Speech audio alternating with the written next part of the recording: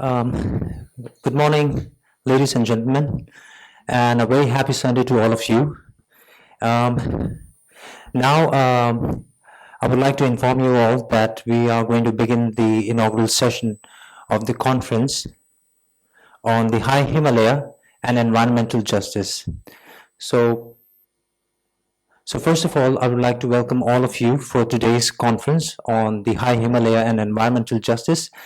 And I would really like to appreciate the enthusiasm and the devotion um, uh, to come here for the conference.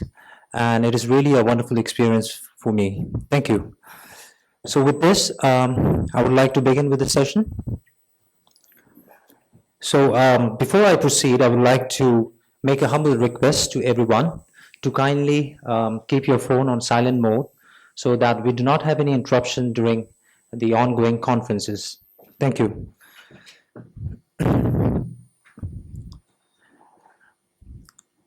Yes, so please allow me to introduce myself.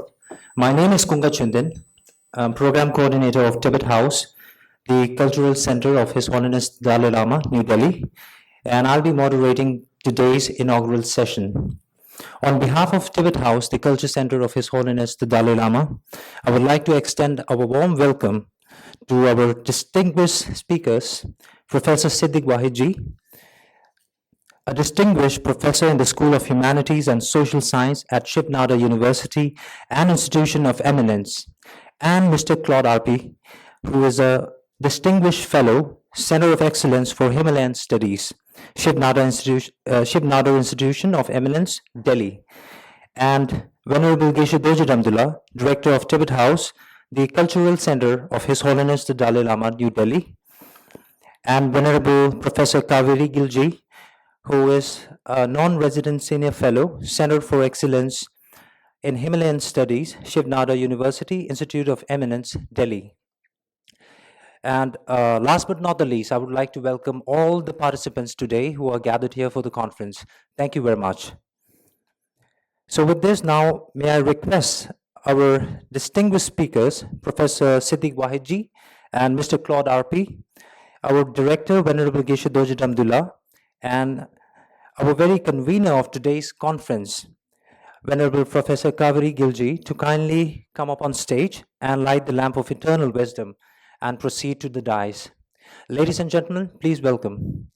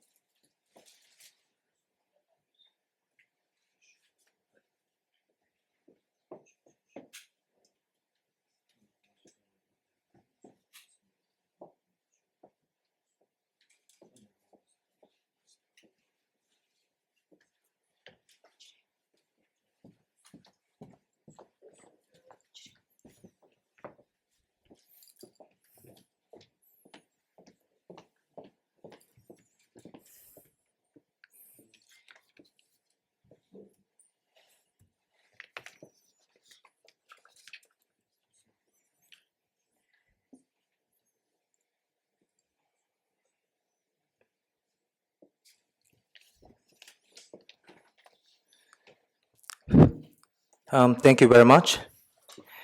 Now, may I request our director, Venerable Geshe Damdul, to kindly offer the souvenir and the white scarf khata as a token of our appreciation and gratitude. Ladies and gentlemen, please welcome our distinguished speaker, Professor Siddiq Wahid ji, with a big round of applause. Thank you.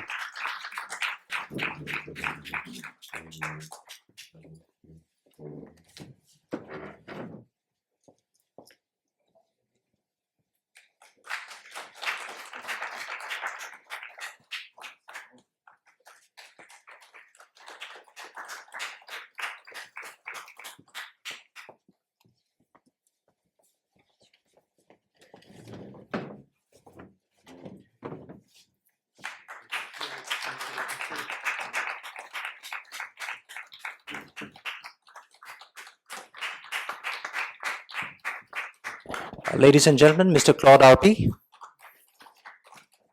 And then we have Venerable Professor Kaveri Gilji.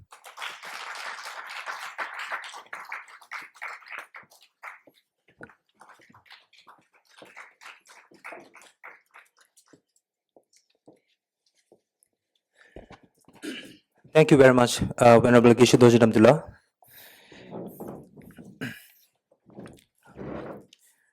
Now, before I begin this lecture, I would like to give you a brief introduction about Tibet House, the culture center of His Holiness the Dalai Lama, New Delhi, and its activities. So Tibet House, the cultural center of His Holiness the Dalai Lama, New Delhi, was established in the year 1965 by His Holiness the 14th Dalai Lama of Tibet for the purpose of preserving the cultural heritage at the time when it faced forceful challenges in Tibet, as well as for providing a center for Tibetan culture and Buddhist studies. His Holiness the Dalai Lama, recurring emphasis on developing a sense of universal harmony and compassion as its own effective antidote to global suffering, together with the needs for a meaningful exchange between different religious and cultural tradition, also had a profound effect on the purpose and its activities of Tibet House. Tibet House aims to bring together Buddhist masters and Tibetologists, people across different disciplines, students and practitioners, and the common man through its various programs and events. Tibet House continues to expand its objective in saving Tibet's heritage and is exploring and working towards Tibet House potential contribution to the ethical development of the modern society. Over a period of 5 decades since its inception, Tibet House has come to recognize as a significant institution for the dissemination of Tibetan culture and for Nalanda Buddhist studies. Tibet House is a 5-story facility which has a museum of valuable Tibetan art and artifacts, as well as a library, with nearly 5,000 volumes of manuscripts and books, a resource center, a conference hall, a gallery, and a bookshop.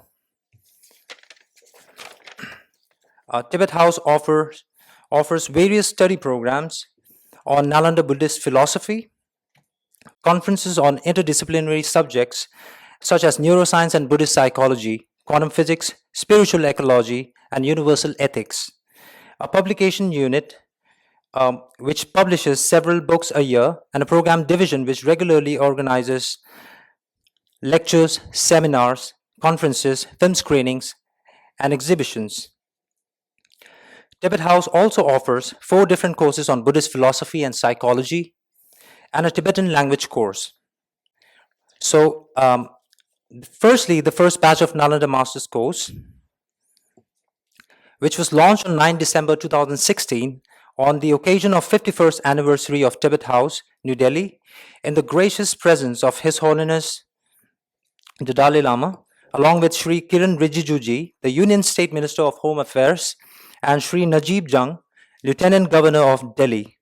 The first batch of Nalanda Masters course, batch 1, was completed with 372 students from 44 different countries.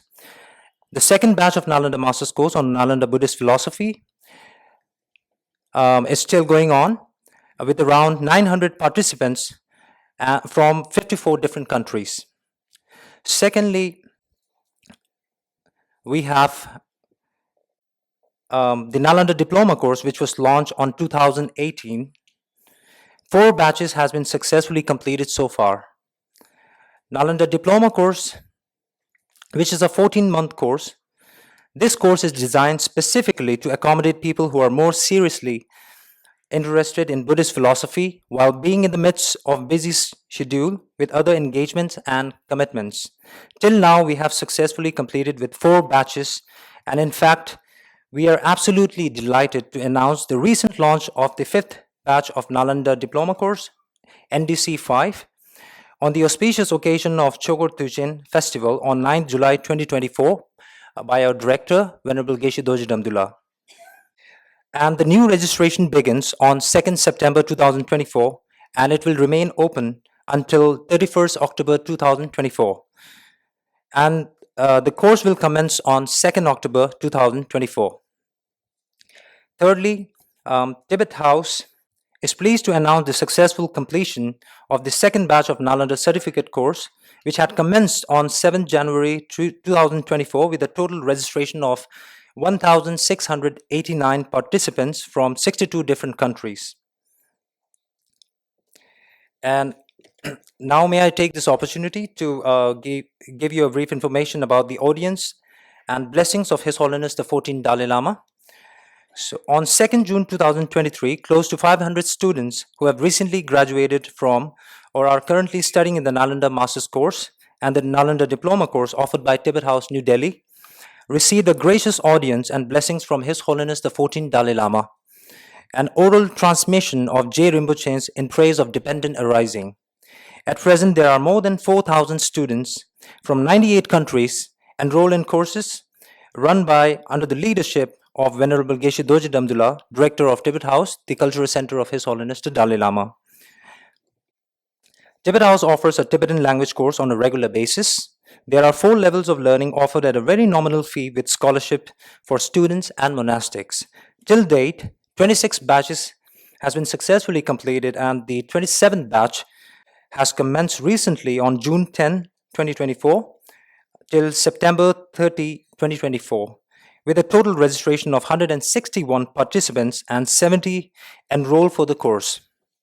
So this is the slide where you can see our Tibetan language teacher and the physical Tibetan language class. And this is the online participants who are taking part in the Tibetan language course. And now Tibet House also offers Nalanda Diploma studies on twice a week for Tibetans and non-Tibetans alike who are native speakers or have learned the Tibetan language at the request of this cohort residing in both India as well as abroad. The weekly public online classes by Venerable Geshe Dorji Damdul, Director of Tibet House, the Cultural Center of His Holiness the Dalai Lama, will continue to introduce them to the basic framework of Buddhist philosophy in a systematic way. The topics that are covered guided the students in a stepwise manner towards a greater understanding of Buddhism and provided a basis for further studies in Buddhist philosophy. Now, coming back to our main event today, Tibet House is absolutely delighted to invite all of you for today's conference we have on the high Himalaya and environmental justice. And keeping in mind the alarming need of attention on the ecological conservation and our key responsibility as a human being to protect it. So I would like to convey my sincere appreciation to our distinguished speaker, Professor Siddiq Wahid ji, and Mr. Claude Arpi for taking out your valuable time, keeping its importance, and accepting our invitation for today's conference. On this note, now I would like to request our Venerable Geshe Dorji Damdul, Director of Tibet House, the Cultural Center of His Holiness the Dalai Lama, to kindly address the gathering. And before I invite him, I would like to give you a brief introduction about him. Venerable Geshe Dorji Damdul is currently the Director of Tibet House, the Cultural Center of His Holiness the Dalai Lama. While being assigned with the responsibility of the directorship of Tibet House, he also gives regular lectures and leads philosophy classes in Tibet House and other places as well. He travels widely within India and abroad to teach Buddhist philosophy, psychology, logic, and practice. He has also worked on several books. As assigned by the office of His Holiness the Dalai Lama, he visited United States of America in 2008 to work with Professor Paul Ekman on His Holiness the Dalai Lama's book Ethics for a New Millennium Part 2 and the book series Art of Happiness, which were jointly written by His Holiness the Dalai Lama, such as The Graded Path. He has written a number of papers for national and international conferences on topics such as the paradox of the brain and mind and the ultimate reality according to Arya Nagarjuna. He is currently in the process of writing 2 important books, one entitled Journey into the Paradox of Brain and Mind, and the other, What Constitutes the Ultimate Reality? The Effects of Understanding the Ultimate Reality. Now with this, without further ado, with due respect, I would like to invite Venerable Geshe Dorji Damdul to kindly address the gathering. Ladies and gentlemen, please give him a big round of applause. Thank you. Thank you so much, Congratulations, our program coordinator of Tibet House, and this conference culminated in such a shape with great expertise from Professor Siddiq and Professor the Claude Arpi and many other speakers here. It's all because of the great leadership, extremely kind, and a very learned scholar plus a practitioner, a professor, Dr. the Tenzin Vasila, or Dr. the Gill. It is her initiative, it is her effort that we have such qualified the keynote speakers as well as the presenters for this. And in fact, I personally would say that that in fact the world should take part in this program. The how Professor the Kaveri Gill, Venerable, how she recruited all the speakers, the keynote speakers, and the presenters is just unparalleled. So, having said this, it's always my great joy to meet with Professor Siddiq. Although this is the second time introduction to him, and then his Tibetan is just amazing. His spoken Tibetan is so beautiful. So I was just telling him that we have to learn how to speak Tibetan from you. And Professor the Claude Arpi, incredibly great, the very objective research scholar and the speaker of the truth for Tibet. This is amazing. So in fact, we need more courageous people. We really need courageous people who can speak for the truth and not be afraid of the power of the arrogance of economy of the other people. So this is something that we need to learn, and people here, and we all need to learn this. So with this in mind, today the conference is on the environmental crisis and how to deal with this, what are the current situations, and who is doing what on this planet Earth to destroy the beautiful environmental the situation in the plateau of Tibet, and who is doing what. So all this we're going to learn here. And alongside I just like to share some of my thoughts related to this environmental justice alongside this main topic, the compassion, which my very dear friends from America, yesterday we had some discussions there, and Terry brought this question up. And what I want to share with you is that it was like, I think about 25 years ago, that me as a young man, I heard that a CCP is trying to change the course of Brahmaputra River. And people cannot believe that. It's just a joke.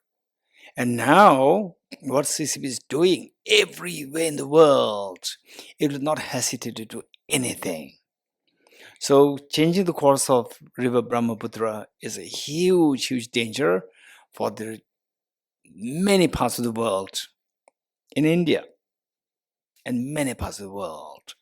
The livelihood of the people depend on that, and they don't care. CCP doesn't care.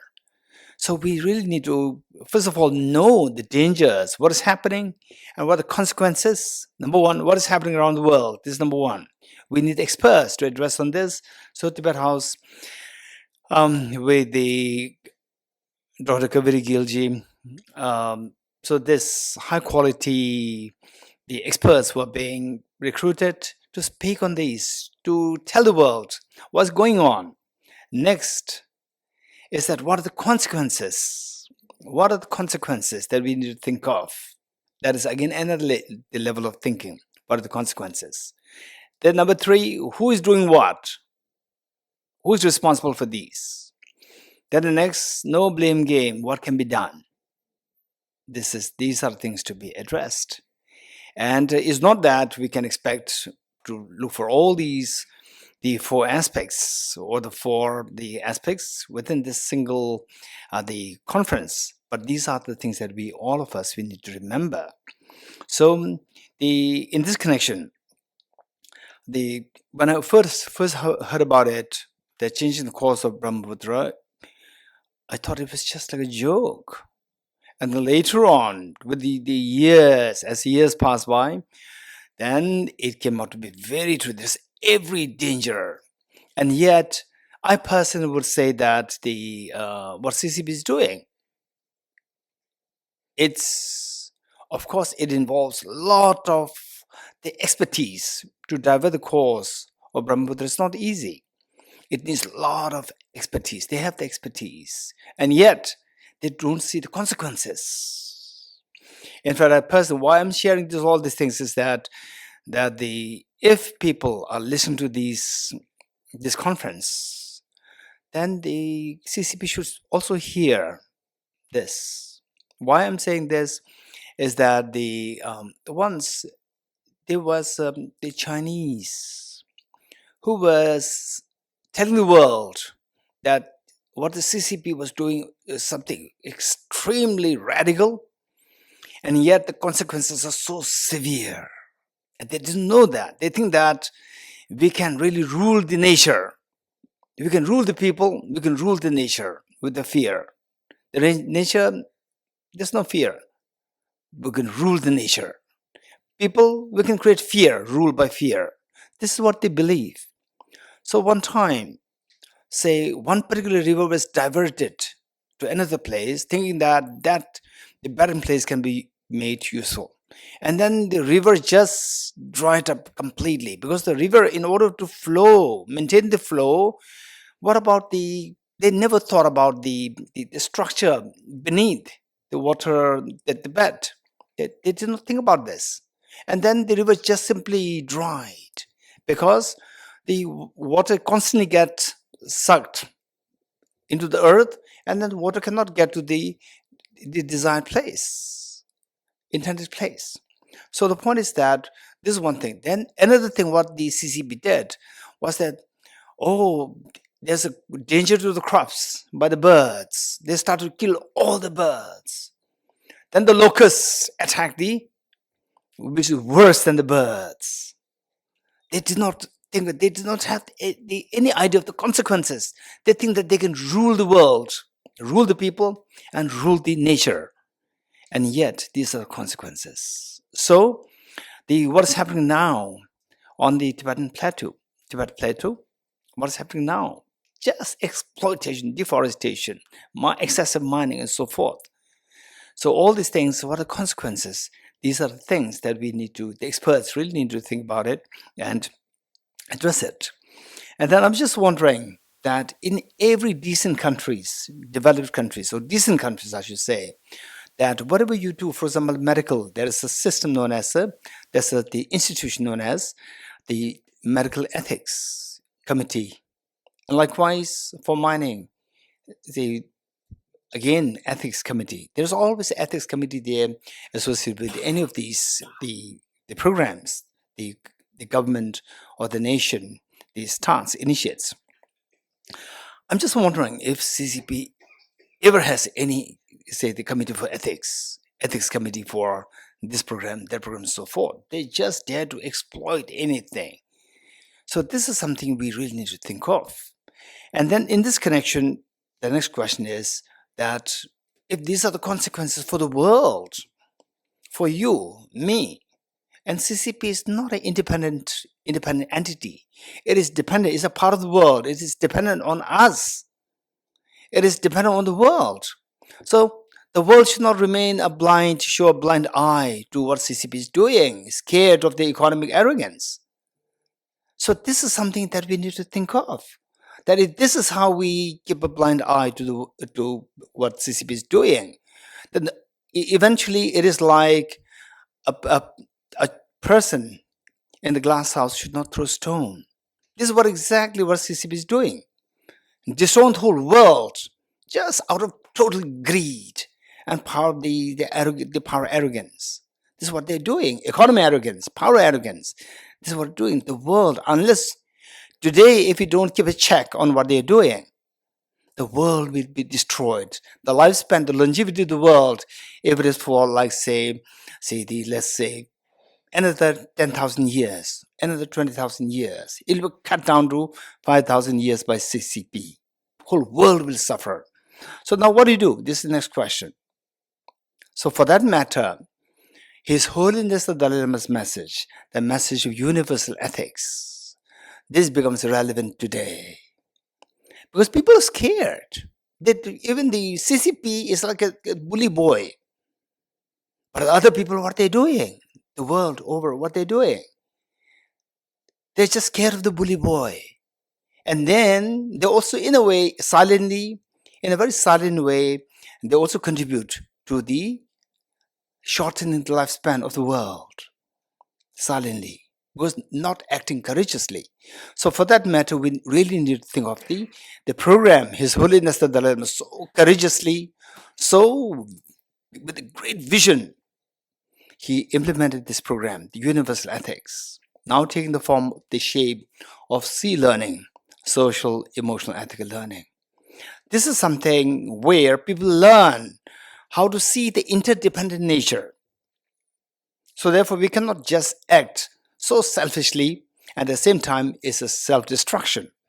These information need to be imparted, spread across the world, across the board of ethnicity, religion, or whatever differences. Everybody has to learn this so that the world is going to be a better world.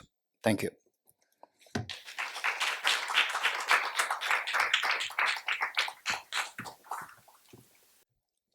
Thank you very much, Venerable Geshe Damdul.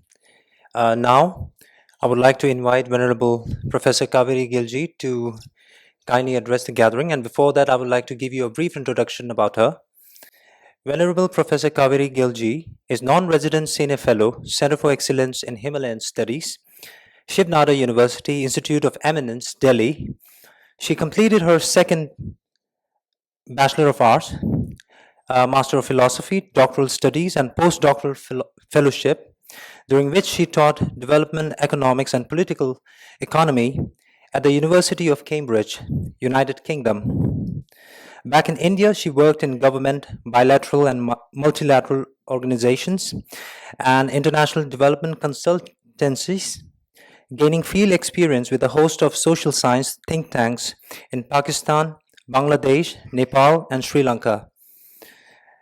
Venerable Professor Kaveri Gilji rejoined academia in 2017, teaching at the Department of International Relations and Governance Studies, Shiv Nadar University, Institute of Eminence. Her research is situated within development studies and is critically influenced by heterodox economics, political economy, and interdisciplinary perspective. Now, I would like to invite Venerable Professor Kaveri Gilji to kindly come up to the podium and address the gathering. Ladies and gentlemen, please welcome. Thank you so much, Kongala. Tashidele, good morning, namaste. You all come out on a Sunday morning. To the respected director of Tibet House, respected panelists here, esteemed audience online and in person, it's a great honor to welcome you to this conference, one-day conference today. You could be mistaken for thinking this is a Shiv Nadar University event. I think there's some of us who just like being together in different situations. So there's some deeper connection. We keep meeting in different venues across different years. So a lot of my colleagues are here. But my home at present is Tibet House. It has been for a long time, and I'm extremely grateful for that. As Venerable Geshe was just saying, there was a Guardian article just about 3-4 days ago about China producing the amount of wind and solar power that is under construction in China is nearly twice that of the rest of the world put together. and Xi Jinping is talking about new quality production forces, which is a slogan to basically pivot China's economy towards green manufacturing. And in this, he says that there are new 3 technologies, of which for this high quality growth, of which lithium batteries, electric vehicles, and solar panels constitute the 3.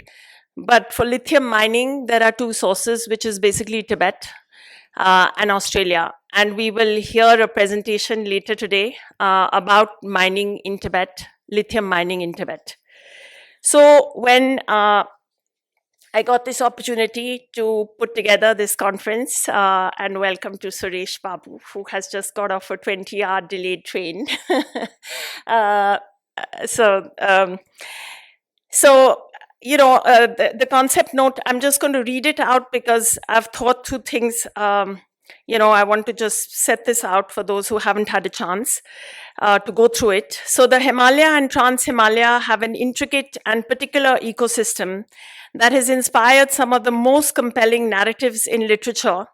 For instance, Naksang Nulo's account in My Tibetan Childhood, When Ice Shattered Stone, retelling his upbringing in a nomadic family of Eastern Tibet in the 1950s, and its destruction with the Chinese PLA's steady incursion, wherein his brother and he subsequently survive a famine only because of the skills that their late father taught them in order to read its unique footprint. So this is one of the most beautiful books I have ever read. I understand the Tibetan is even more compelling. But they talk about, how these 2 young boys are taken to Lhasa to make a pilgrimage. And then the father passes away, but he teaches these 2 boys how to read the weather, the wildlife, the topography, everything. And later, famine also caused, by the colonial power, they survived that.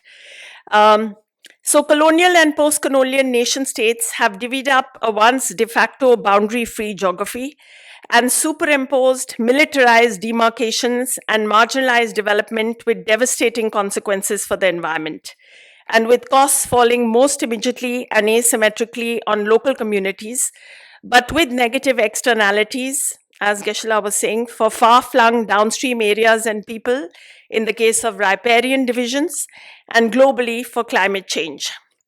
The other big driver of change, of course, has been economic interests. The latter operate on multiple registers, from household and community livelihood compulsions in a changed world of unfettered capitalism and aspiration, to the greed of the colonizing state, for instance, in aggressive mining on the Tibetan plateau by China, for a global supply chain that ironically is working to decarbonize and move away from fossil fuels towards clean energy. Again, the environmental costs and benefits of such extractions fall disproportionately and involuntarily across populations, on the colonized and the periphery, far more than the centers. Against such a backdrop of injustice that might be commonly acknowledged, but still incessantly inflicted, how one might approach the question of environmental justice for the Himalaya. In exile since 1959, after careful deliberation, His Holiness the Dalai Lama has proposed the radical stance of the middle way, Omelam in Tibetan, of non-violence and non-harm as a response, no matter what the history and the provocation, as the only viable long-term solution that takes into account the motivations and interests of all parties, even in complex polycentric disputes.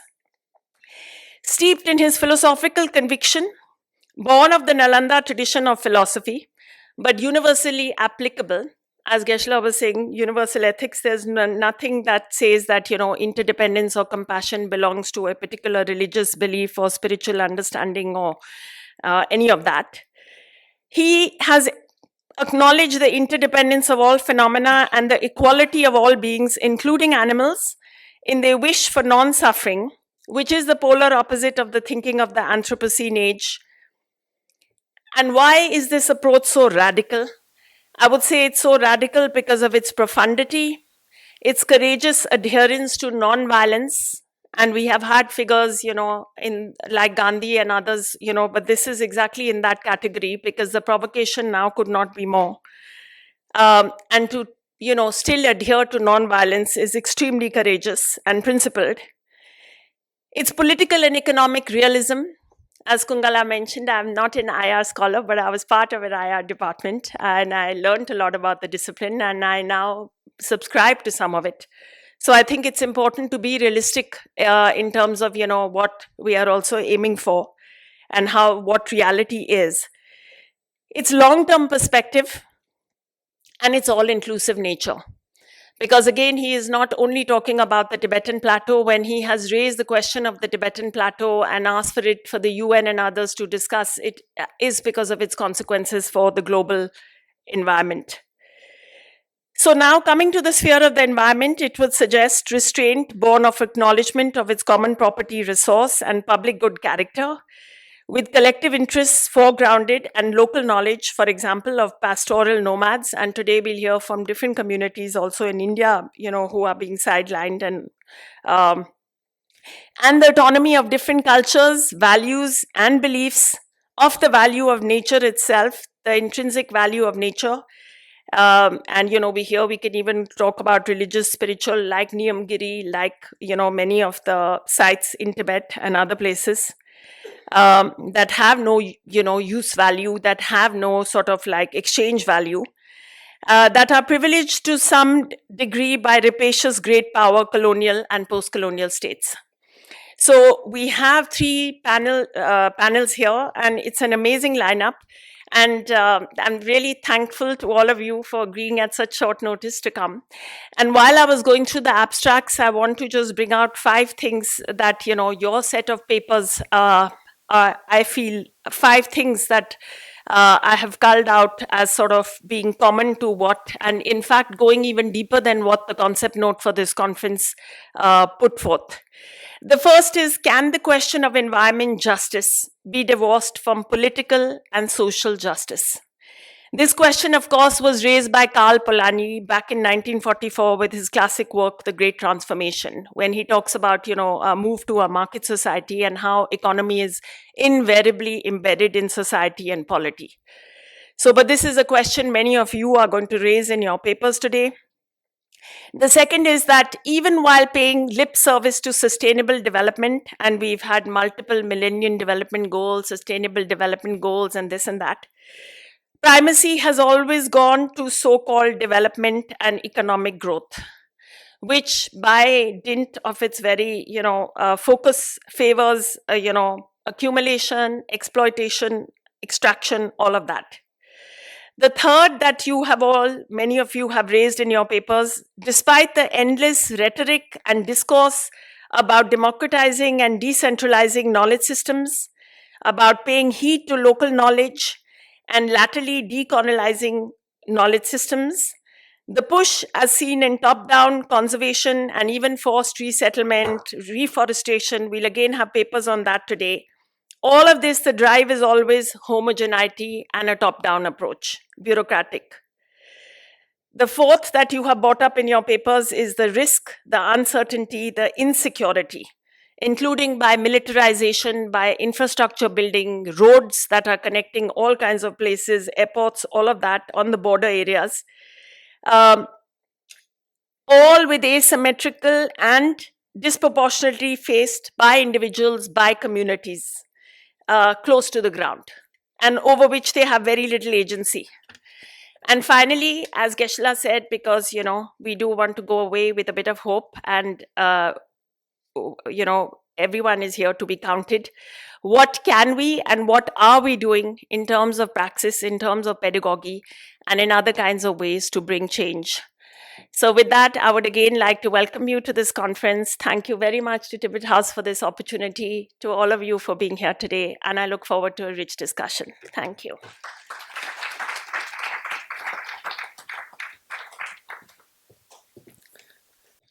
Thank you very much, Venerable Professor Kaveri Gilji, on giving the introduction on today's conference theme, which is the High Himalaya and Environmental Justice, and introducing the very concept of today's conference theme. Thank you. Now with this, I would like to invite Professor Siddiq, our distinguished speaker, Professor Siddiq Wahid ji, And before that, I would like to give you a brief introduction about him. Professor Siddiq Wahid ji earned his Bachelor of Arts in Political Philosophy from Gustavus Adolphus College and his PhD in the field of Inner Asian and Baltic Studies at Harvard University. At present, he is a distinguished professor in the School of Humanities and Social Science at Shiv Nadar University, an institution of eminence. He is also adjunct fellow at the Institute of Chinese Studies, ICS, in New Delhi. Some of Professor Wahid's other recent full-time engagements have been that of founding Vice Chancellor of Islamic University of Science and Technology in Jammu and Kashmir, Senior Visiting Fellow at the Center for Policy Research, CPR, New Delhi, and Maharaja Gulab Singh Chair Professor in Modern History at the University of Jammu, and Director of the Institute of Kashmir Studies, University of Kashmir. Professor Wahid's research interest is the cultural and political history of the Central Eurasia's Buddhist Tibet, Chingsid Mongolia, Tsarist Central Asia, and King China. Now with this, I would like to invite Professor Siddiq Wahid ji to kindly come up on the podium and address the gathering. Thank you. That's all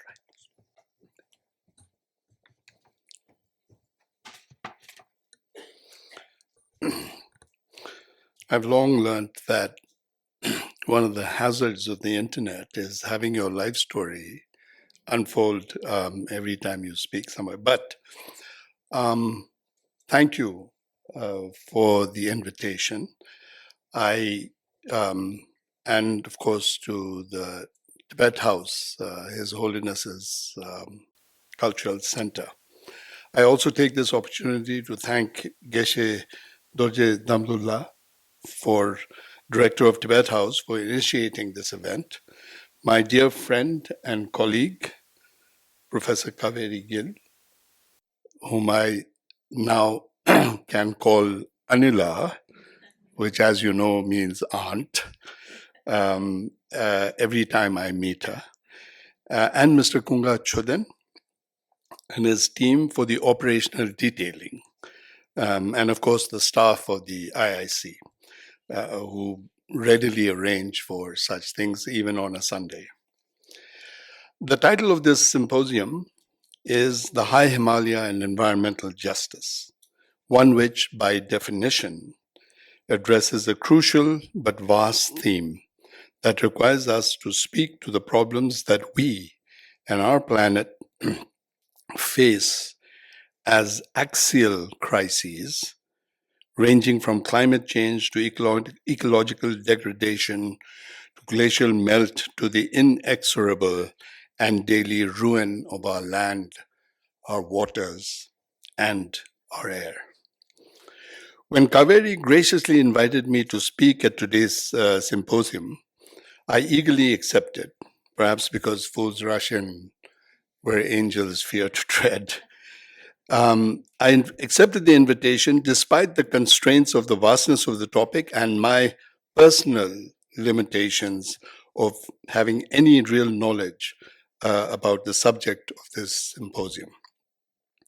In part, my acceptance was spurred by the fact that I knew it was one of those conferences at which one stood to learn considerably more from than contribute to the deliberations.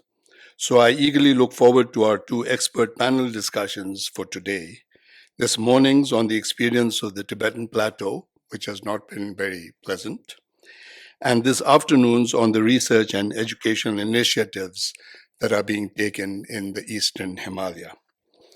Three other reasons also encouraged me to accept the invitation. First, because it was sponsored by Tibet House, and so to speak, under the Tibetan flag, a flag that is not today a contender for territorial expansion, ideological conquest, or political power, but a flag that seeks a profoundly universal perspective, exemplifies compassion in action, and practices investigating the self as the uncompromising starting point for everything. A second reason for encouraging me to accept was the subject of the symposium. It is a platform to give voice to the diverse populations of close to 500 million peoples of the Himalaya, 55 million of them who live within it, and the rest along the base of the Himalaya, an amazing cornucopia that hosts autochthonous methods and wisdoms and desperately needs to be protected from extinction. And I should briefly say here also, as an aside, that I've not talked about Tibet and I've not talked about Ladakh because it is not in the Himalaya. By definition, it is a trans-Himalayan thing, despite my sort of affinity to both Tibet familial and Ladakh, which is where I'm from today. The third factor that gave me the courage to stand before you today is the criticality of the Himalaya, not just for its close to 55 million residents, but for all of South Asia's 2 billion human beings, or a full quarter of the world's population, who depend on how we, all of us, treat the Himalayas' climate, land, resources, and peoples. When I began to prepare for this address, a thought came to mind that has loomed in my mind ever since. Allow me to share that thought with you, one that applies to us in and for the Himalaya. It was this: can there be any justice, including environmental justice, if we continue to cling to the modernist world's normalized perspective that views its territory as an object of possession, cultural inheritance as no more than antiquity or antiquated for nostalgic aesthetics, and its intellectual legacies, what we could call traditions, as quaint abstractions for academic study, but of literal practical use, unevolved, shall we say, wisdoms destined to come to naught, not in the sense of nothingness and nihilist thinking. I ask this question because in all our minds, as we talk or walk through today's conference, I think we ought to keep that in our minds. My intrusion, and I call this intrusion because of my sort of distance from the subject as an expertise. In this morning's session, with the permission of the organization, the chair of this session is entitled Environmental Justice and Political Economy, the Case of the Himalaya.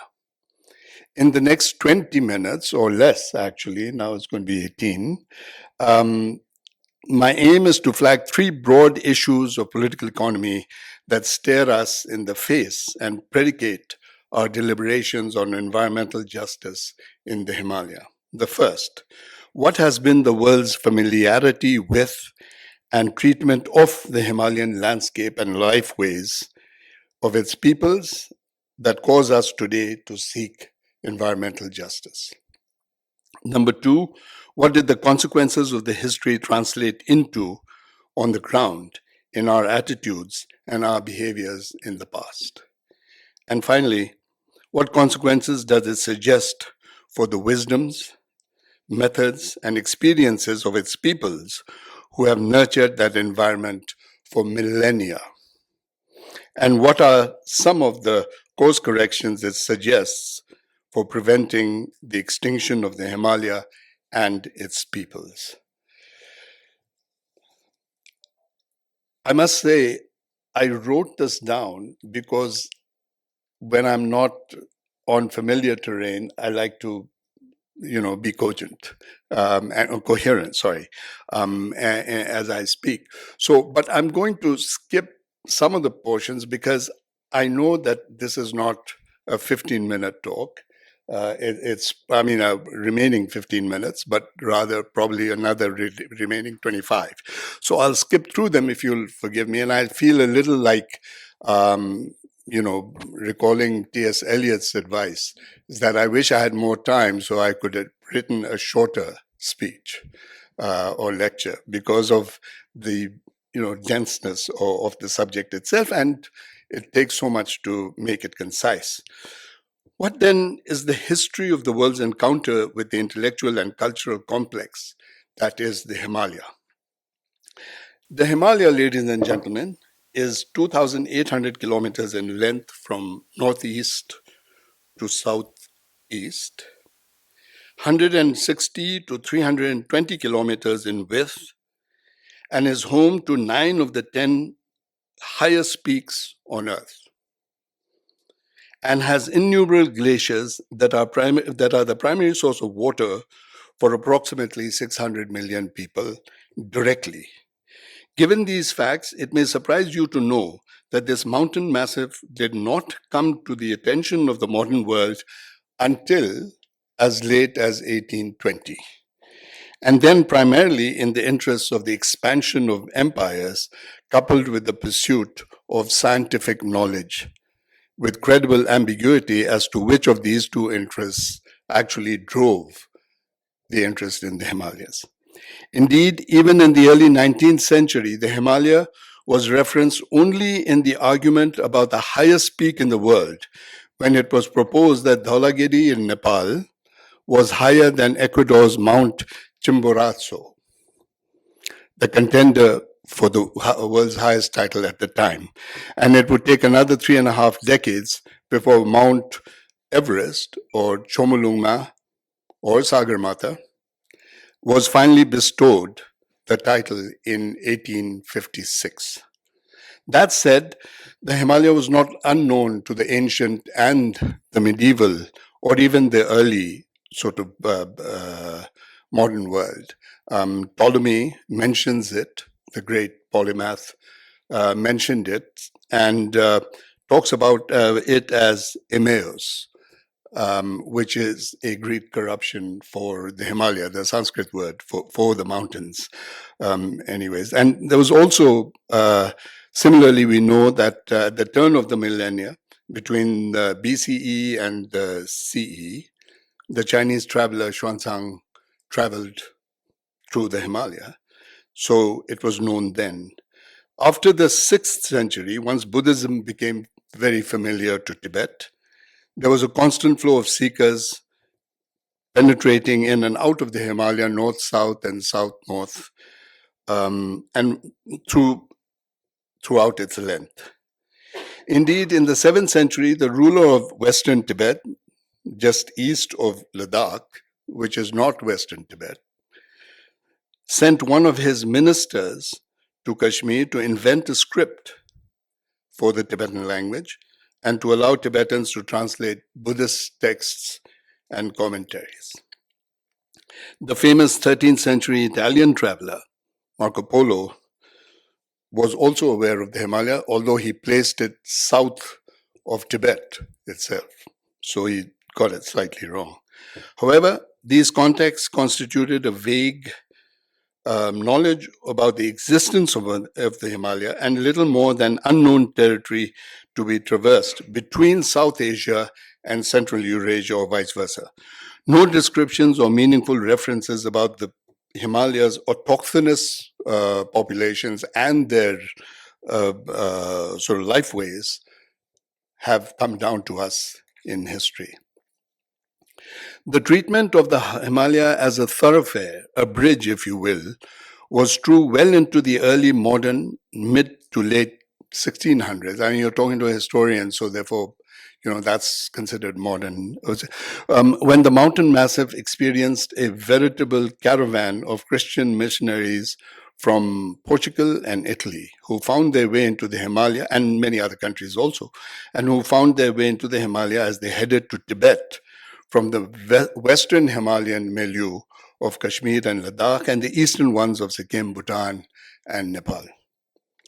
They mostly merely passed through the Himalaya, at most initiating Catholic dialogues in Leh in Ladakh, often mistaken, as I just said, for Tibet, and Lhasa in central Tibet, albeit a very short-lived one in the latter, where the Jesuit Ippolito Desideri wrote a refutation of Buddhism in Tibetan, and sort of eventually deposited it in the Vatican.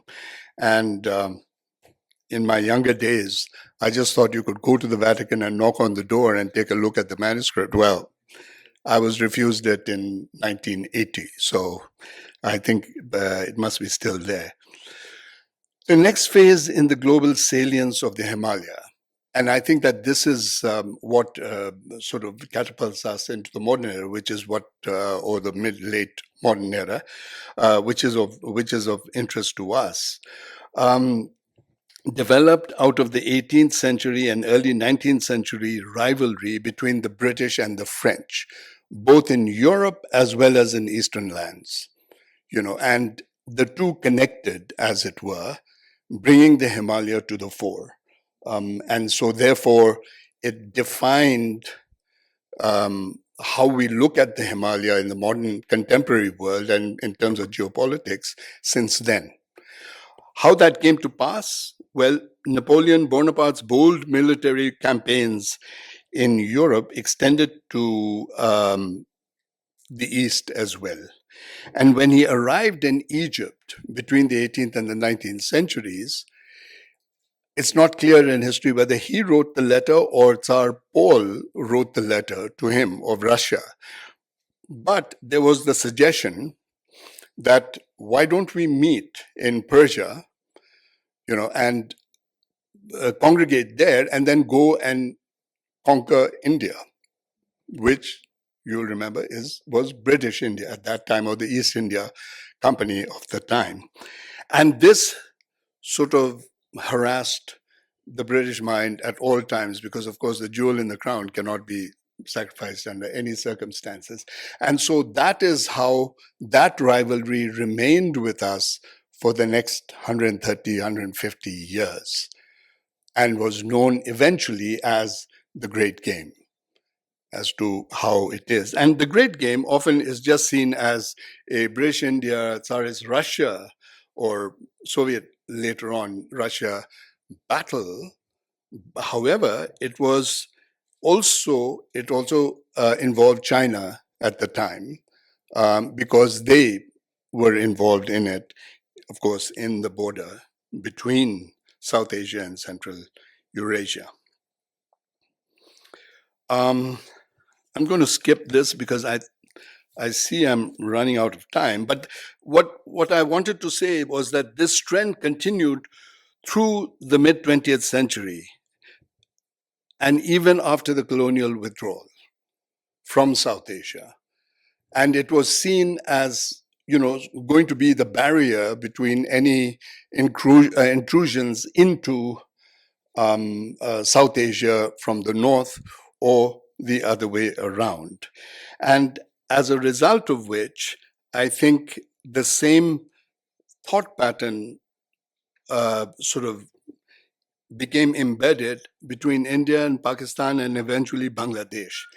Imperial Qing China also looked at it in that way.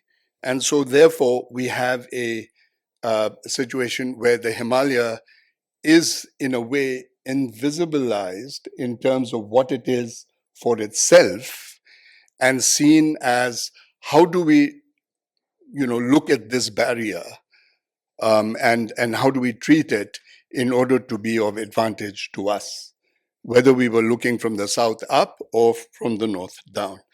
This process, in turn, has complicated not just the interstate politics of the new empires or great states, but of the Himalaya itself, with the absence of transparency in policies on the part of all the sovereign states that are lined up along the Himalaya, including Pakistan, India, Nepal, China, Bhutan, and China, thanks to the absence of Tibet, or the absence of political control over Tibet.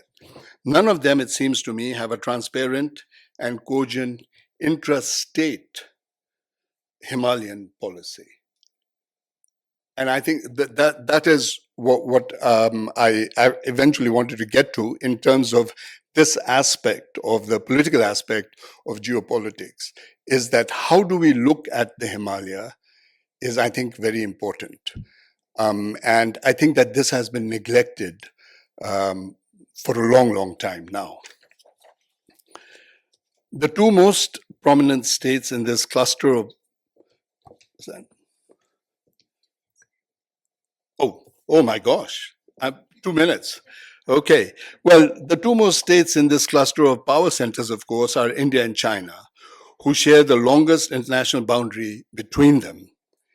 In a perhaps simplistic critique of India's China policy in the present day, I have kept saying, that India could not evolve a strong China policy because it never really had time to forge a Tibet policy. And it also did not forge a Tibet policy because it didn't have a Himalayan policy. And so it's something that I think we can discuss. I had two more sections, as I said and predicted. I think I've run out of time. So what I want to just highlight is, what has happened to the Himalaya first in terms of, in real terms, and that is that even in the mid in 19th and early 20th century, it was largely considered a blank space, blank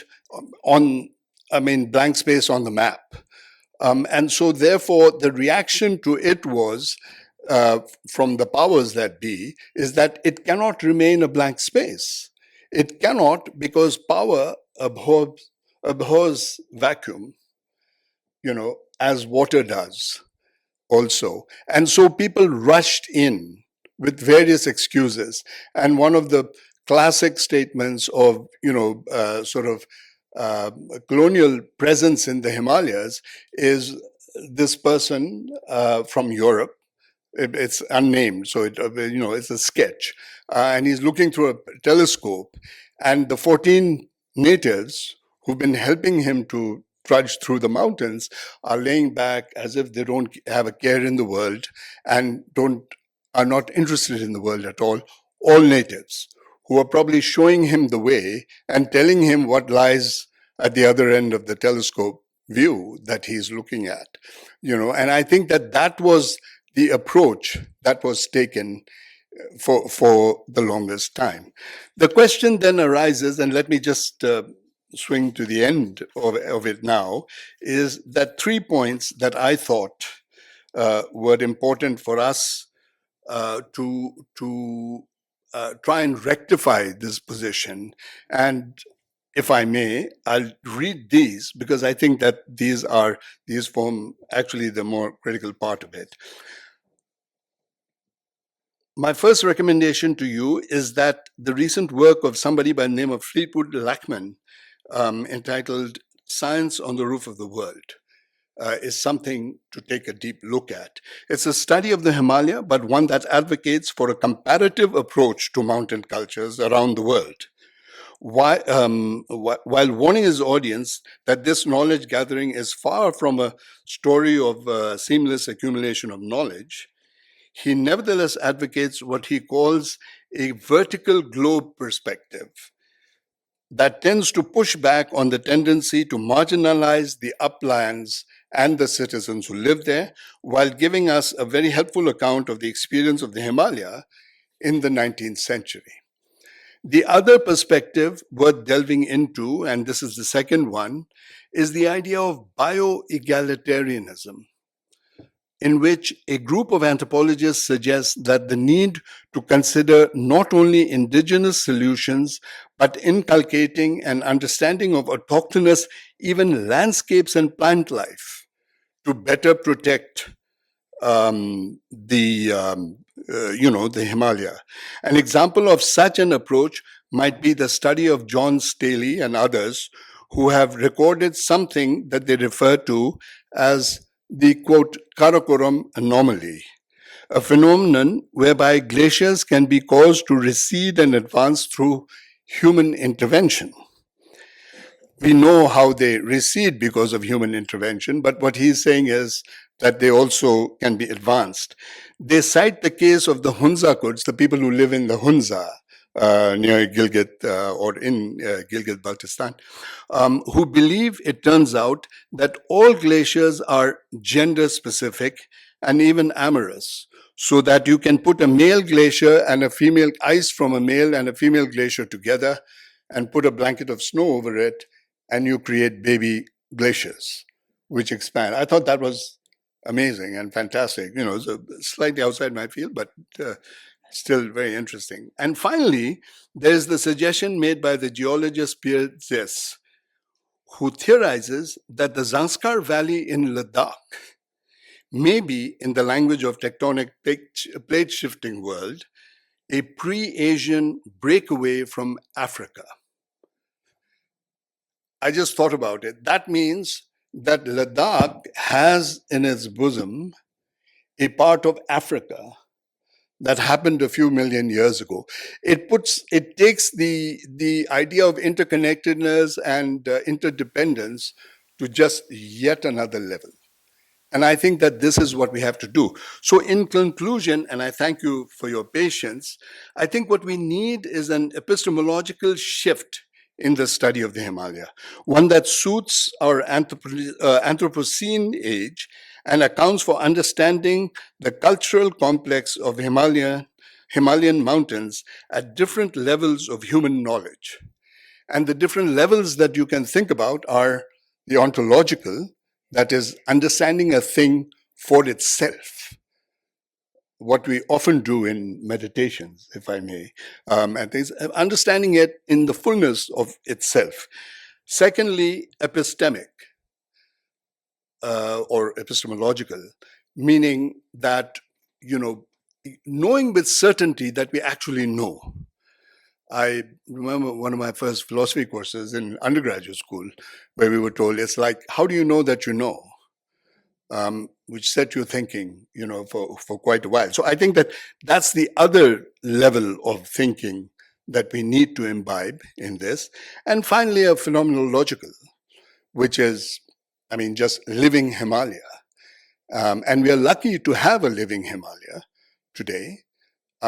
It's just that, you know, whenever I am in the Himalaya, which is not, Ladakh doesn't count, you know, nor does Kashmir, where I live, you know, it's in the Himalaya, in the bosom of the, I'm just amazed by the degree of, you know, and usually when I go from Kashmir to Ladakh, I like to drive, and almost always do. And when you do, you just see so much in terms of the complexity of it. And you're talking about then going to Ladakh, which is a high altitude mountain desert, you know, and there's supposedly nothing there, and you still see a lot there. So with that, I thank you very much. I apologize for overgoing to my friend, dear friend Claude for it, and I hope I haven't taken away from his time. Thank you very much.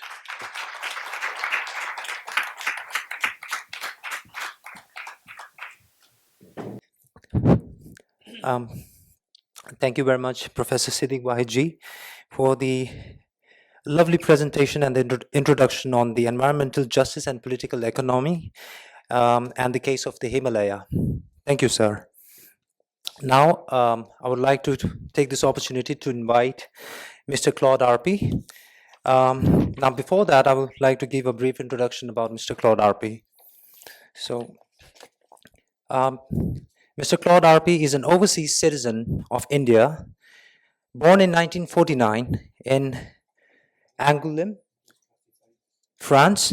After graduating as a dental surgeon from Bordeaux University, he came to India, where he is settled for the past 49 years. He is presently a distinguished fellow, Center of Excellence for Himalayan Studies, Shiv Nadar Institution of Eminence, Delhi. Mr. Claude Arpi previously held the Field Marshal K.M. Cariappa Chair of Excellence from the United Service Institution of India, USI, during 4 years for his research on the Indian presence in Tibet from 1947 to 1962 in 4 volumes. He has authored many books on Tibet, China, India, and the Indo-French relations. He has also been writing regularly on India, China, and Tibet for Rediff.com, Economic Times, The Pioneer, The Statesman, The Asian Age, Geopolitics, Mail Today, The Daily Guardian, The Diplomatist, and First Post. And he's also got a blog, which is claudearpi.blogspot.com, which is very popular for those interested in geopolitics, particularly with Tibet and China. With this, I would like to invite Mr. Claude Arpi to kindly come up on the podium. Thank you, sir. Can I see the slide? Yeah. Sure.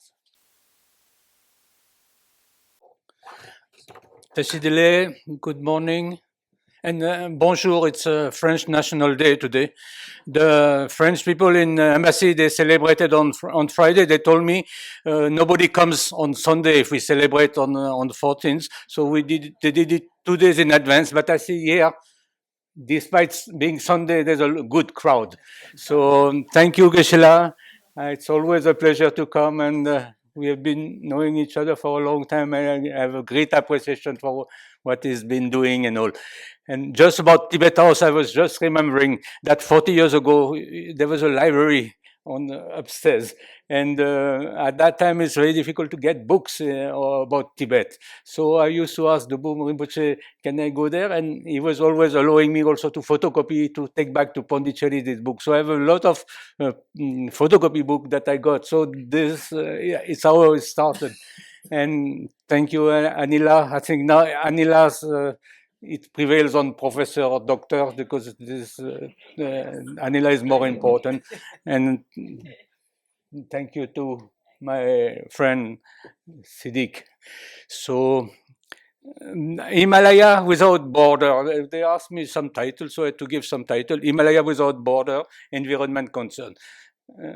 Like Siddiq, I'm not a very great expert in environment, but I had the privilege to visit so many of these places on the border because of my interest on the boundary issue with China and my interest in the Chinese hegemonies tendencies were pushing and pushing. But Himalaya without border, I went only once to Tibet, and it was in 93. So I came back by plane from Lhasa to Kathmandu, and I saw this entire Himalaya, and you don't see any border. Now you have a border. Now you have a problem, not only a border, but you have several lakhs of Javan officers posted on that border from our side, and similarly from their side.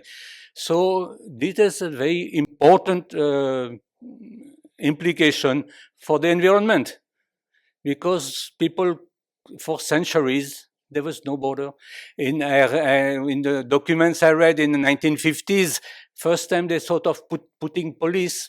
Prime Minister Nehru said we should, in UP, at that time it was not Uttarakhand, they say let's put few policemen in all these passes, and Chipkila in Himachal, or Nitila, or Manala, or Lepukle, and first of police. And now you see, I've been visiting every year these places, you see army. But there's no choice, because India doesn't want to have the same fate than Tibet.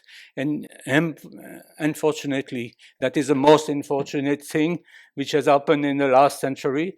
Tibet has been invaded. Tibet was a peaceful neighbor. India had no border. And it has tremendous implication for the environment. The whole Ladakh, Lahore, Spiti, Kinnaur, Sikkim, and Arunachal has totally changed because of that. So I'll show you, I'll go fast. There was no border. I've been looking for years and years to find maps of Tibet, Ladakh, the border in the 19th century. Finally, some scholar found one in the British Library, and this between around Damchok. I don't know if you know the area in Ladakh. Between Tashigang in Tibet and Damchok, which is the first village, and along the Indus up to Dungti and Nyoma. They don't show any border. There was no border. So, and people have lived like that. And our Ladakhi friend, they used to go to Kailash Mansarovar. They used to take this route. It was routes. It was not a border. So now there's a big difference between a route and a border. But they knew there's a small Nala in next to them, Chok village, and you cross the Nala, you're on the other side, and vice versa. So unfortunately, all this has changed, and now there's a big confrontation, and it's one of the two places which has not been solved, and it will not be solved very, very soon. And I'll tell you a small story that I have a friend in Uttarakhand in Munsiari, and she's a great mountaineer. She did the Trans-Himalayan maybe 20 years ago. And they were traveling, all the woman team, all around the Himalayas. And one day, in evening, she reached a very, very small village, and they sat down and they saw the beauty of the Himalaya. And she said, Kitne Sundar, she told the lady, one of the lady in the village, very few people, because all these villages have been abandoned or are in the process of being abandoned. And that lady said, Kitna Duk. So I think it's a basic issue. These people in the Himalaya, it was a tough life. They're suffering. I don't know if they had inner sukh. Maybe Geshe could say, but that was very difficult. And I think development is not something that we should reject completely. There should be a minimum of development. And because these people also had such a tough life. Now they have a better life. If you have been, last 3 years I've been to Ladakh, you see that people are well off. But maybe sometimes they don't know where to stop. They don't know that is an issue. And it's not a question of having sixth schedule of the constitution or thing like that. The main question is how to stop that development. But the minimum of development is very... And there was that, in the 50s, that philosophy of Nefa, that advisor to Prime Minister Nehru, Verrier, he had written that book, The Philosophy of Nefa, and they based on the French philosopher Jean-Jacques Rousseau, that the good savage, what is more happy, is happier in his state than the so-called civilized. It has maybe some truth, but it's not the full truth. And what was advocated at that time, you keep them secluded, you don't touch, you keep the same topi, the same dress. But you have to look at the aspiration of the people also. So that is fine to have this or having the tradition, but you have to look at the aspiration. Many of these people that I met, they want to go to school. They want to send their kids to school. They want to, and education is very important. And they want also now, everyone wants Wi-Fi, everyone wants a road. You need a dispensary if you're sick. If you were sick in this remote village, and that is the reason why 700 or 800 of these villages are ghost villages in Uttarakhand. Now the government is trying to change the trend, but it's very difficult. So I think ultimately it's a question of balance.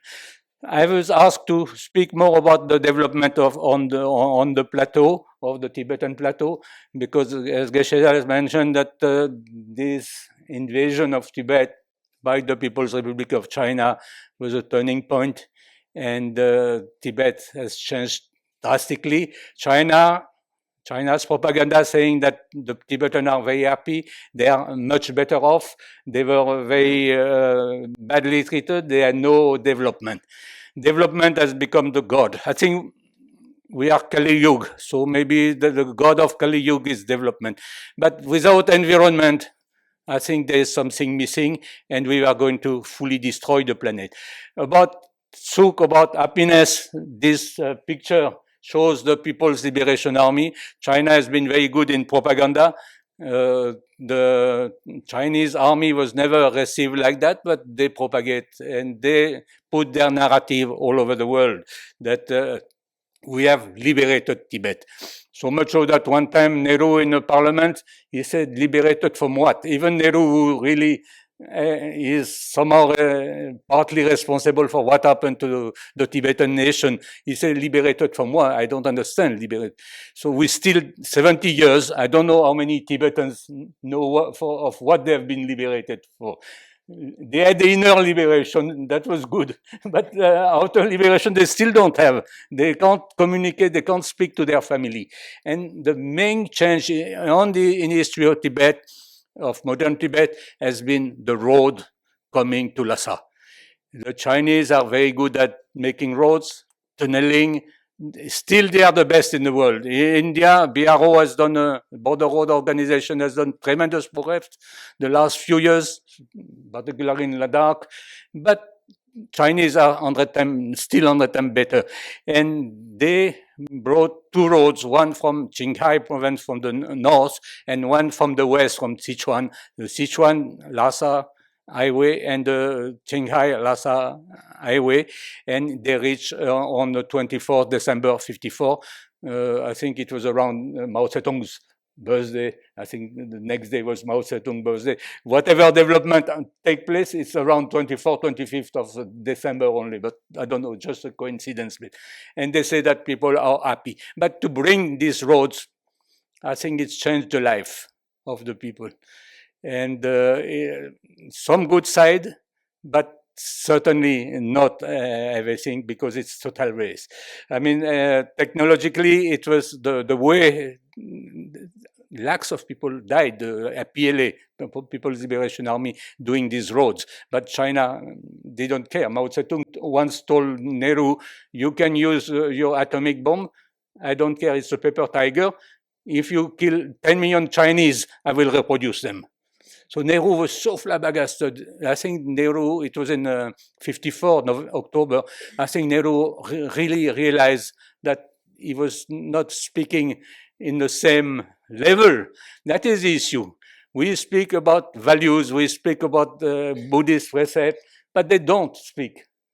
They speak about, they want to propagate their ideology. And under Xi Jinping, since 2012, it has gone worse and worse and worse. And today, some people, Tibetan, could cross over to Nepal and to Dharamsala. No, it's finished. Hardly you can have any communication. That is a tragedy. Now I just go briefly through the road. Most of these roads are unnecessary.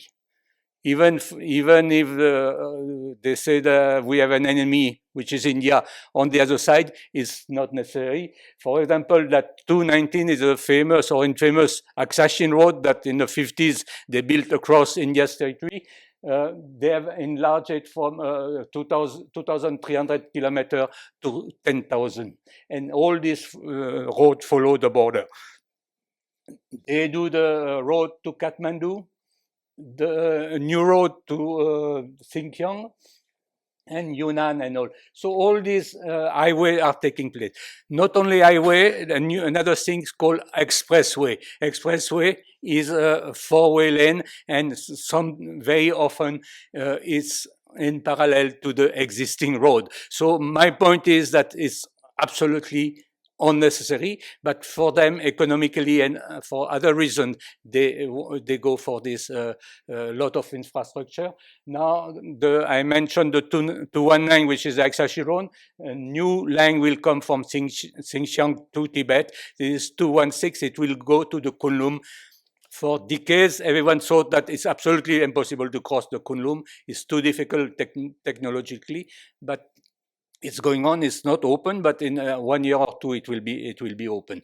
And again, I mentioned that this parallel road, this G2, that's after the beginning of the Ladakh confrontation in 2020, the G695, and which is in parallel. Again, no use to have a parallel road, and it has implication for environment. So deep implication for environment, and it's not like in India, where in India you at least you can write article, or in the West. I sent a very beautiful article to Anila 2-3 days ago, some report which has been done in Ladakh about environment. It's a very, very serious report, and I wish that the government would read it.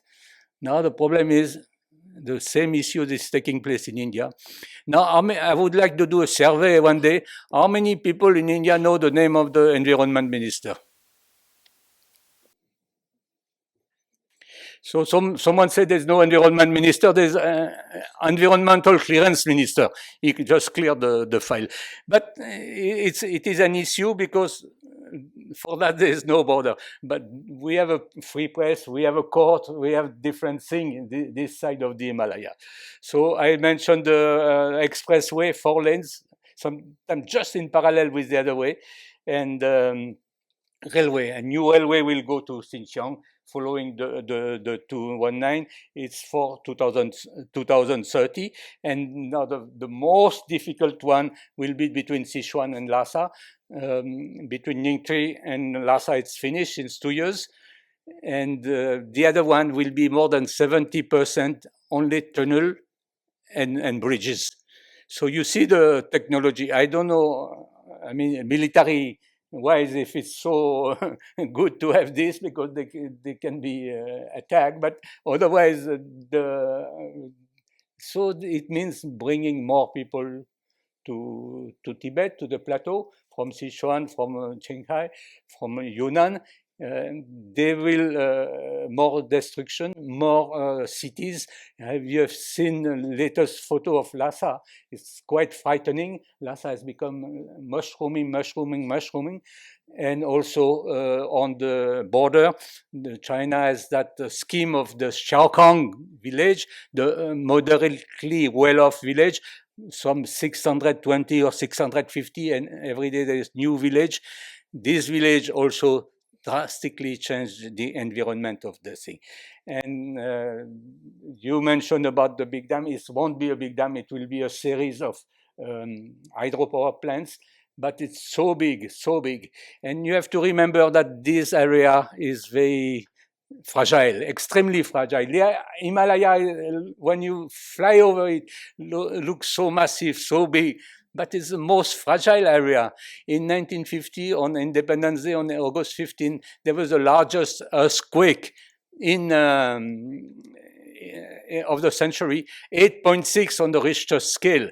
And it was called after the Assam earthquake, but actually the epicenter was in Tibet, near Rima, on the Loit, north of Wallong, just on the other side.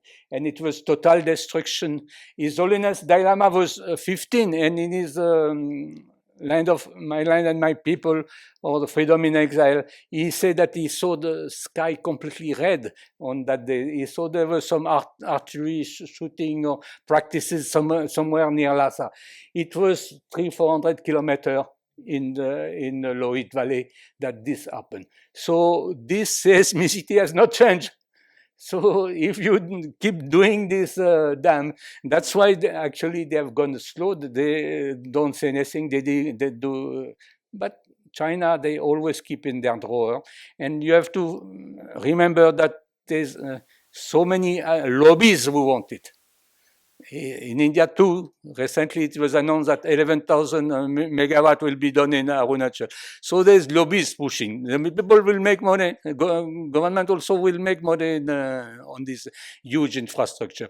Similarly, these dams in the north of the Mountain line, there's people pushing for it. Some study have been made by the Chinese Academy of Science. They all say it's not feasible, but still they keep it. It's going on. I've been following since '86. It's still going on, and one day they will pull out something and do it. But till the time there is something big happens.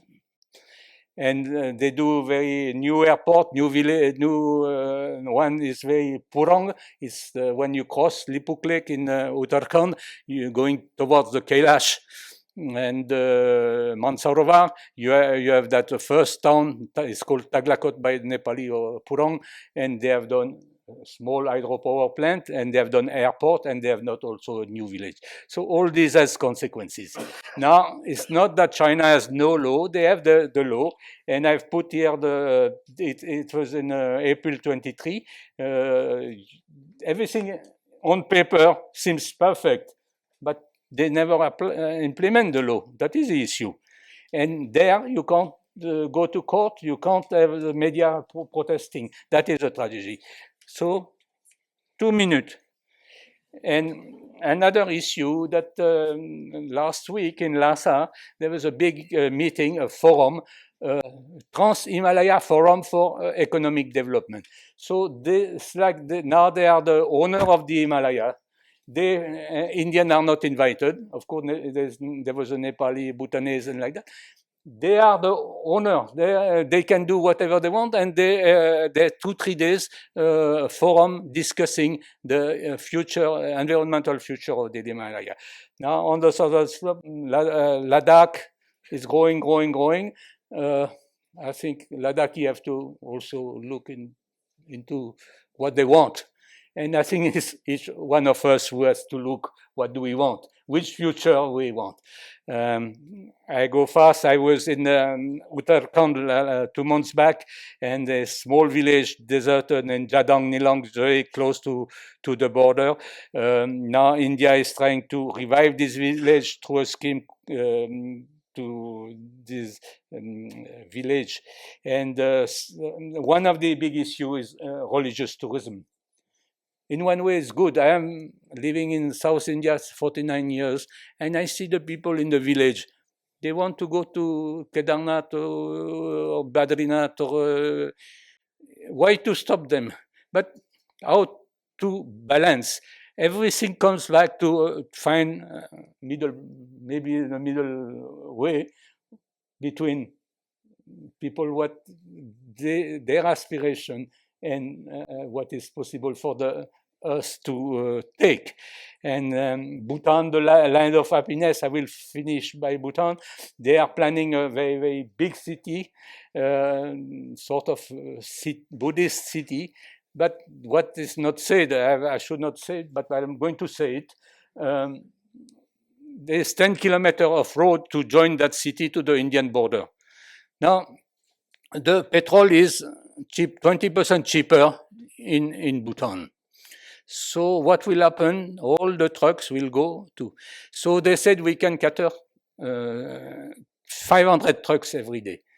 But the people who are sponsoring this say no, minimum 10,000 trucks.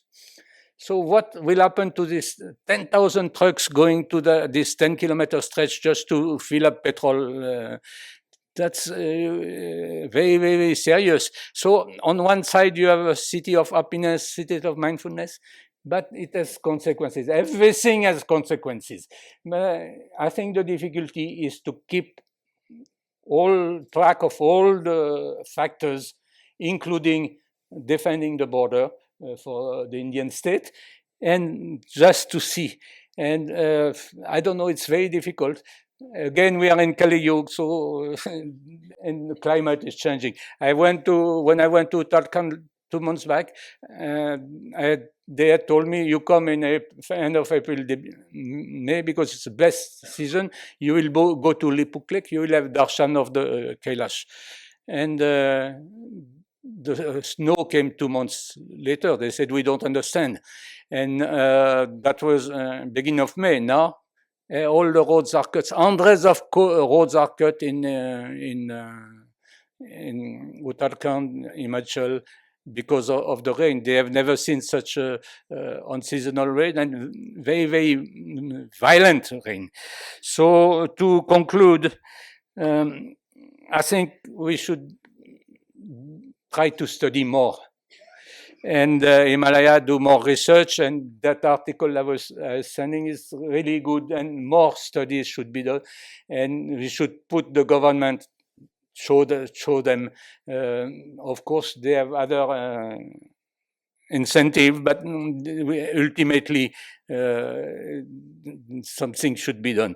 And I remember inviting Professor Sandong Rinpoche to Roville about 15 years ago. He did a conference on sustainable consumption. So I think it's we should think about it and we should implement it. We should not just think about it and talk about it. We should implement. And because I've seen, like in Ladakh, one tourist spends use 5-6 times more water than a Ladakhi, a local person. It's everywhere, all over the world. It's like that because people, they just don't think, and we have to start thinking. I've read last week an article saying that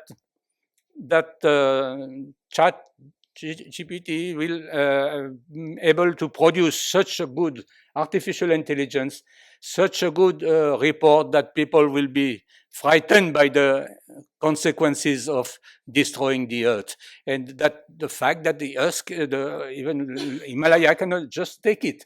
So I think maybe because human intelligence has totally failed, because it's replaced by greed, by the government wanting to make money, development. Maybe we should take help of the artificial intelligence. I don't know, it just... But I think Buddhist intelligence is very important also, that with a good heart. 30 years ago, I invited one Geshe, Damdul and Gill. And he gave a very powerful speech on environment. It's the first time I heard about environment in Buddhism. So we should follow this and implement it, not just listen, implement it. Thank you. Sorry for the... I think I have 2 minutes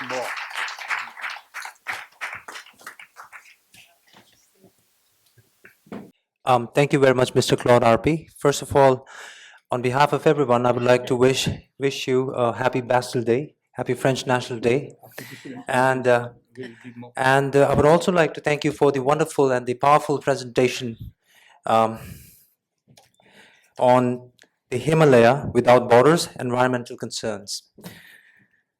All right. So before I conclude the first inaugural session, I would like to thank our distinguished speakers, Professor Siddiq Wahid, Mr. Claude Arpi, our Director, Venerable Geshe Dorji Damdul, and Venerable Professor Kaveri Gill for their lovely presentation on the inaugural session. Right, and now, before we move on to the second session of today's conference, I would like to, excuse me, I would like to give 5 minutes for the question answer session. I'm really sorry, I've completely forgotten about it. So we'll be providing 5 minutes for the question answer session to the participants. And I would like to request all the participants, if you have any questions, you may take this opportunity, please.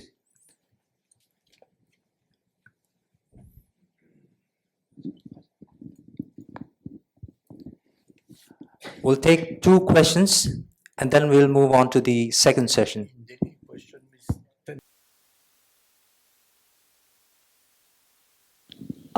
I was in Nepal in the late 90s when they set up the ICIMOD, the Integrated Center for Mountain Development, which covered both the Himalayas up to its eastern end and the Hindu Kush going into Afghanistan. Afghanistan was one of about 5-6 countries from Afghanistan to Bhutan. And I just wondered if any of our great scholars here and activists have seen what ICIMOD is doing. Because at that time, I was told by its first Nepali director that the first director was actually a former member of MI6 of the British intelligence. He was a Colonel Rosner. So I just wondered, at that time we wondered what its real motives were. You know, it's the continuation of the great game into the 21st century. But in terms of scientific studies, they have a lot of Chinese there, a few Indians, and people from all over the world, really. So I wondered if anyone knew what they are doing about this same problem.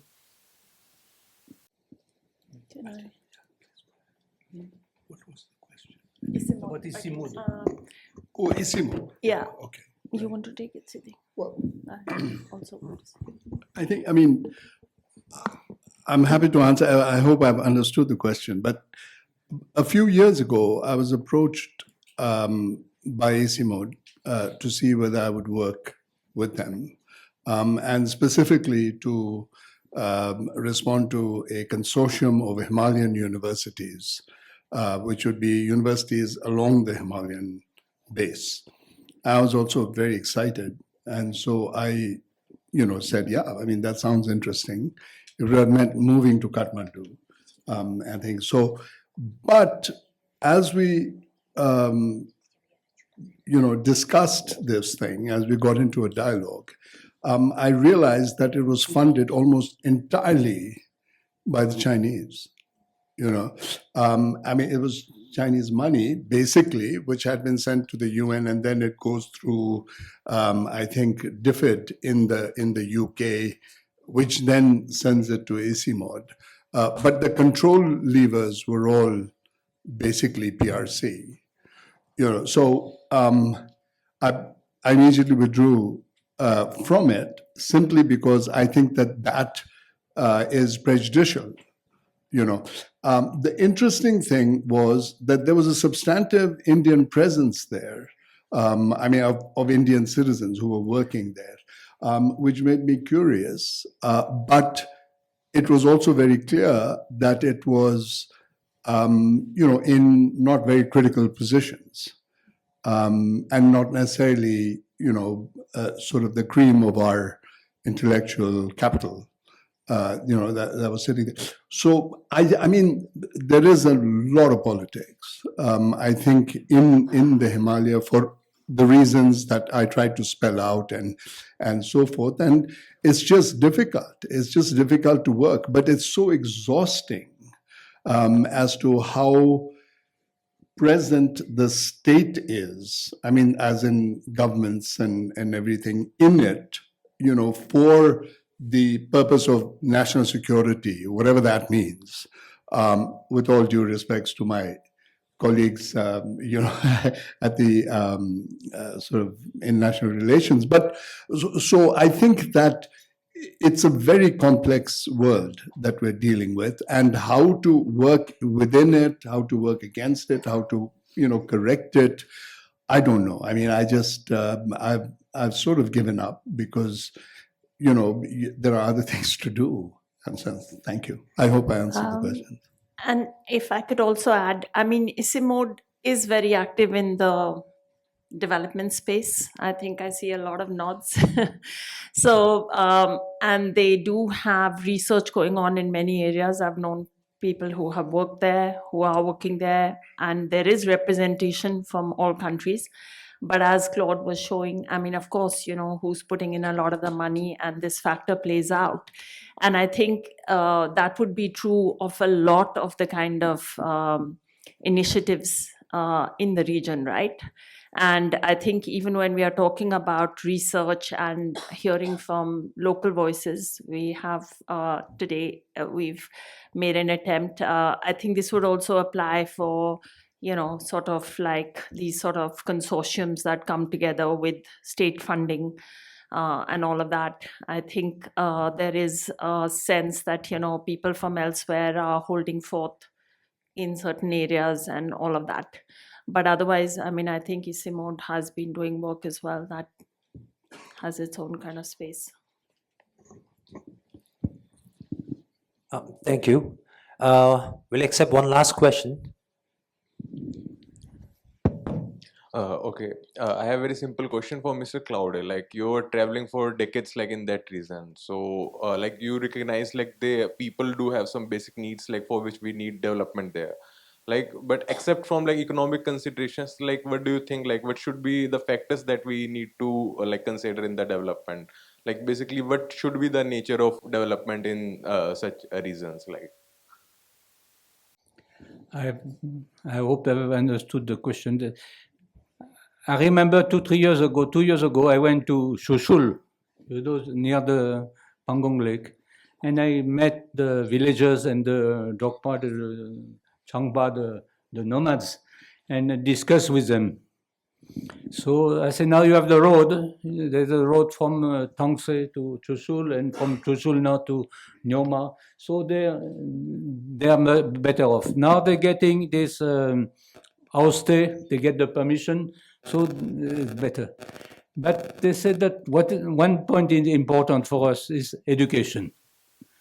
Education, because otherwise all the kids go to Leh or go to Srinagar or go to Delhi. So this has to improve. And of course, also health facilities and to get a good dispensary. Because if they are unwell during the winter when it's minus 40, it's a huge problem. They depend on the army to be evacuated. But education, I think, of course, now there's a road, there's towers, they have better telecom facilities, but education is something. Otherwise, they just go, and the kids, once they go, who is going to come back to the village? Now they can't live on the agriculture anymore. So tourism is good, but it has to be some limit, because if it's just invasion, it's not.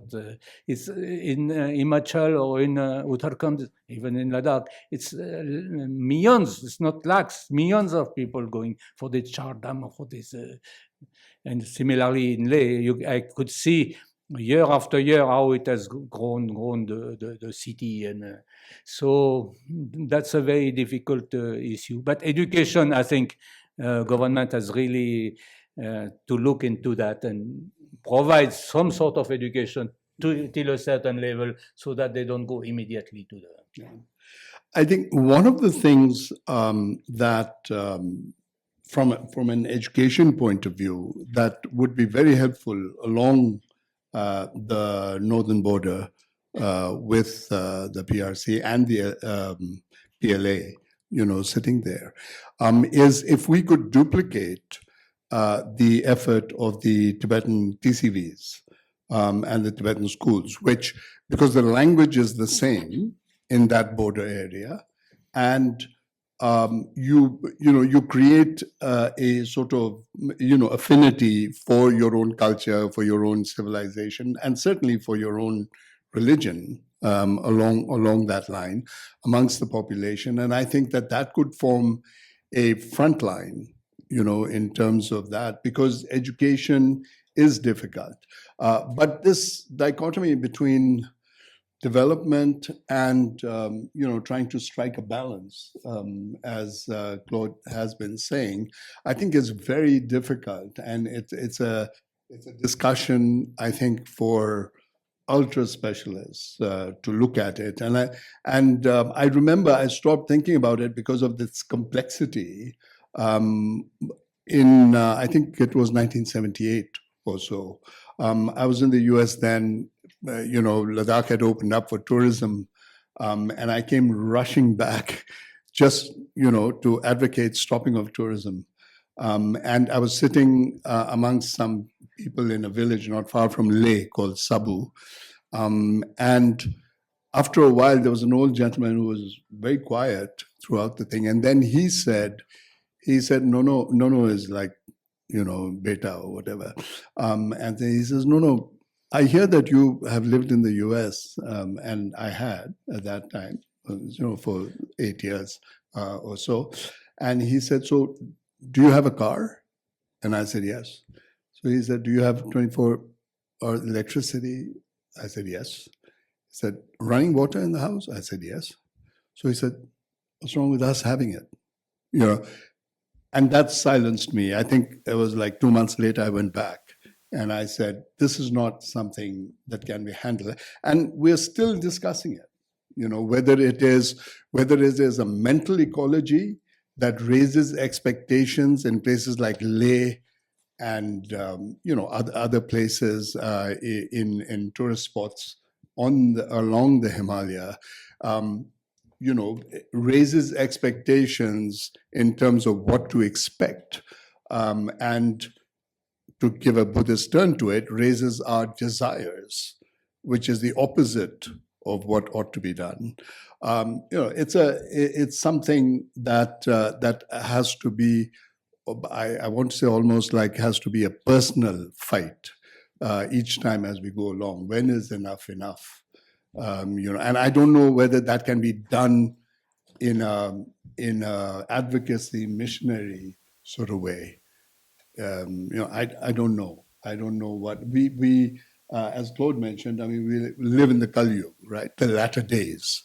All religions have this concept that the end of time days kind of thing. So I don't know. I don't know how all this is going to play out. I'm sorry to sound so pessimistic, but I'm not. I'm just trying to understand. Thank you. I just want to mention that there's also security issue. I mean, like 2 days back, smugglers from Tibet have been caught with 108 kilo of gold. It's not something small. They came with donkey from Tibet, and the ITBP, one battalion of ITBP, stopped them in Hanle area. And this is very serious because it's hundreds of crores which will be used after against India, probably in Northeast and things like that. So this should not be ignored. So because people will say, no, we don't need the ITBP or we don't need this, but this is still happening. 2 days back, I don't know, you look in the newspaper, 108 kilo of gold. So that can trigger or create more problem in Manipur or anywhere in the Northeast, including in Jammu and Kashmir. Thank you very much, sir. Now, before I conclude the session, I would like to thank all of you, all the participants, for your patience and your enthusiasm. And I would also like to thank our distinguished speakers, Professor Siddiq Wahid, Mr. Claude Arpi, our Director, Venerable Geshe Damdul, and Venerable Professor Kaveri Gill. I would like to inform you that we'll proceed with the second session within 5 minutes, right? So we'll begin the session. And the theme for the second session, for the first session is the Himalayan ecology, fragility and resilience, which will be moderated by my colleague, Ms. Tenzin Namdullah, the Deputy Nalanda Course Coordinator of Tibet House. Thank you very much, everyone. Thank you.